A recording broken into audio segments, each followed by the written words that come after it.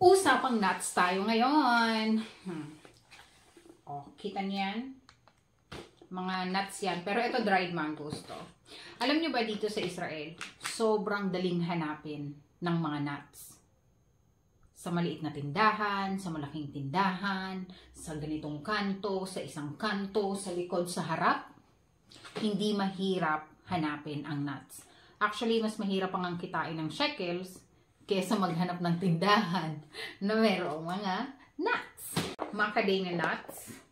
Tapos, 150 shekels ang per kilo nito dito. Ito naman dried mango, 70 shekels per kilo. Pecan nuts. Actually, mauubos ko na siya kasi masarap to. Ito yung gusto ko kasi matamis.